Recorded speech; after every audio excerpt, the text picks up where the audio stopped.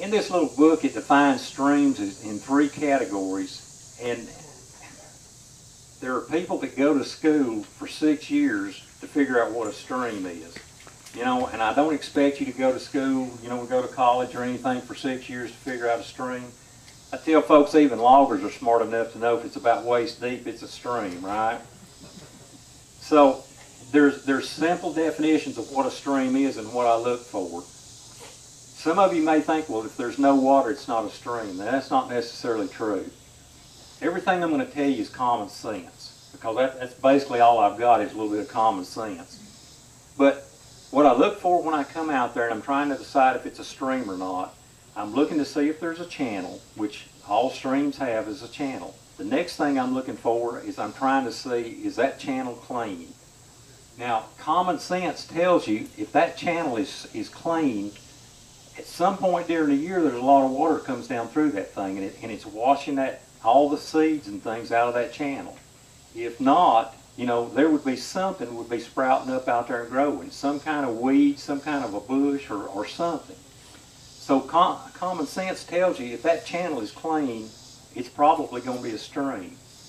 Now, there is nothing 100% true. You know, in other words, it may be and it may not. There's other tests that you have to use. But this is what I tell loggers to do, to go out there and look at those channels. If those things are clean and washed clean and everything, treat it as a stream.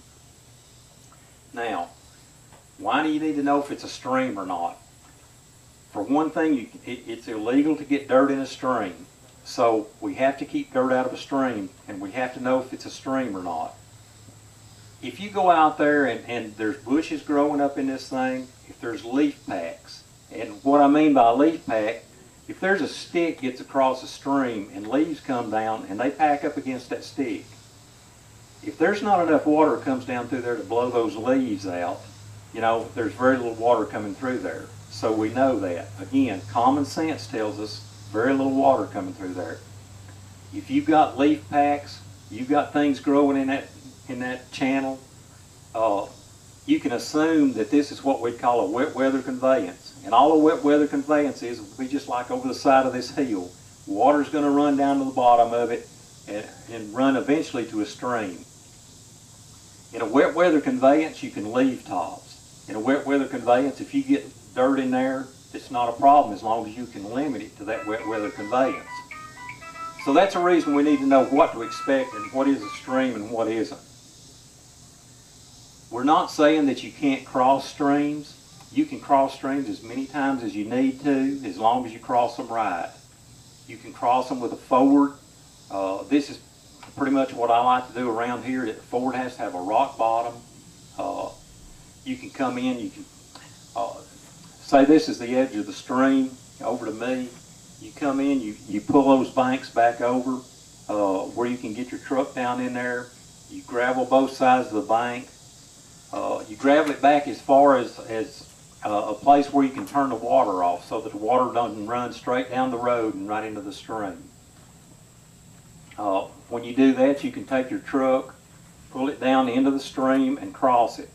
We don't want you to be skidding across there. We don't want you to skid trees down into the stream, because those tops and stuff, you know, if you're pulling an 80-foot tree, it's going to dig some soil in there and going to drag it down into the stream. The other way that you can cross them, and we've all seen them, is culverts. Culverts I don't like, especially in logging jobs, because they tend to stop up where a lot of logging is. There's nobody to maintain those culverts. So I usually tell the guys, you know, that pull those culverts out when you get done for your own sake, for your own liability. If you pull those things out, seed down both sides of it, and then I tell them to take a picture of it. Because there's a lot of people that'll come back and say, well, the loggers didn't fix this thing right.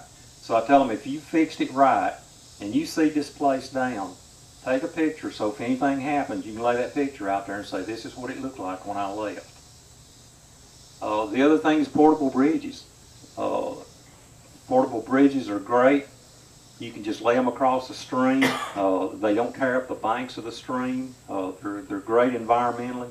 They're good for the loggers. If he's going to be in it a long time, like I say, he can buy one of those things and it'll pay for itself. The other thing, and again, this goes back to being cheap, are pole bridges. You can just take poles that you find out there. Again, if that poster there is the side of the bank, you can lay poles across this way and cross them. You can lay them with the stream, down into the stream bed, cross them that way. The only thing you've got to do is when you get done is pull those things out. Again, if you disturb the side of the bank, any at all, seed those things down, take a picture, you're in good shape.